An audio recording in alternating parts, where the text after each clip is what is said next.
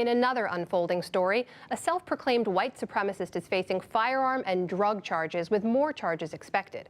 In court documents filed this week, the government said Coast Guard officer Christopher Paul Hasson planned to, quote, murder innocent civilians on a scale rarely seen in this country.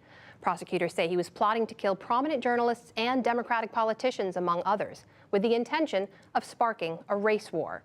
Oren Segal is the director of the Anti-Defamation League's Center on Extremism, and he joins me now from New York. Oren Segal, welcome back to the NewsHour. You've had a chance to go through these court documents related to Christopher Hasson.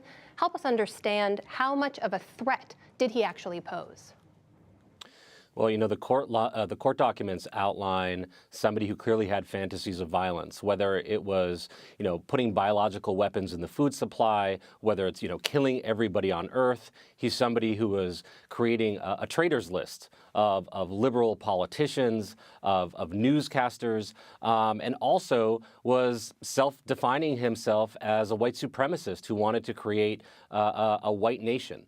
So that combination of factors plus stockpiling weapons suggests that he was a real threat.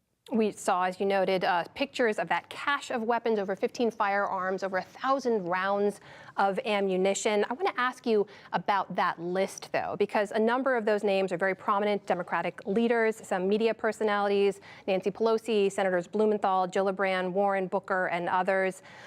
There's a huge leap, however, from making a list and actually doing something about it. What else do we know about what Hasson had done to prepare that made this more of an imminent threat, that made authorities act right now?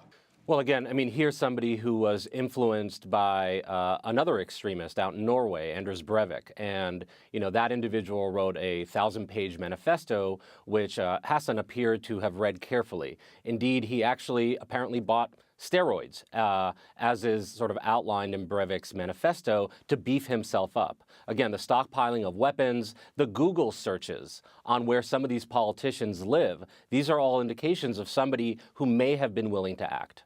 You know, there is a trend here I want to point out to you when we talk about folks who self-identify as white supremacist or white nationalist. Southern Poverty Law Center tracks these, publishes an annual report. When we look back on it, over the many years, there has been what they call a documented rise in those groups to what they now say is an all-time high, over 1,000 such hate groups, many of them white nationalists, white supremacists. Help us understand, first of all, those numbers and also what they mean. What is influencing that rise?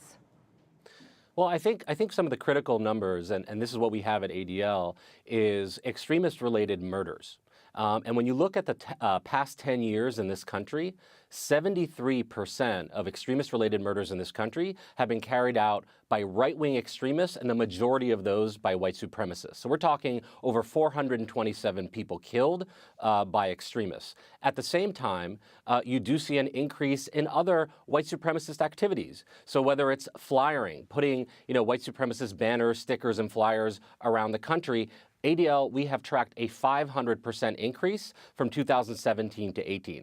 So white supremacists have been emboldened in the past few years and have tried to find different ways to not only carry out and promote their message, but in some cases with very deadly consequences. I want to point you towards a line from the government's documents here. They say the defendant is a domestic terrorist bent on committing acts dangerous to human life that are intended to affect governmental conduct. When we talk about terrorism today, we often think about extremist Islamic terrorism. What I hear you saying with those numbers is that there's actually a different threat that's greater to Americans right now. Listen, Americans do not have a luxury to ignore any ideological or political threat. These attacks happen from all types of different extremists, if you will. But the data bears out simple facts. Even last year, we recently issued a report on extremist-related murders in 2018. 98% of those, so all but one, were essentially carried out by those who are right-wing extremists. And so as the discussion about what is terrorism and what is the threat, we need to keep those numbers in mind, because that's what's going to help us make sure that we're putting our resources and our focus in the right place. So help us very quickly in a few seconds before we go, put this case into context. Is Christopher Paul Hasson, rather, is he an outlier in some way, or is he representative of something else that we should be worried about? I mean, he is very much representative of a threat that we have been seeing. Look no further than Pittsburgh just a couple of months ago. And, I think we need to thank federal authorities for demonstrating that they take homegrown extremism seriously and the job that they did to potentially stop another attack from happening in this country. Oren Segal of the Anti-Defamation League, thank you for your time. Thank you.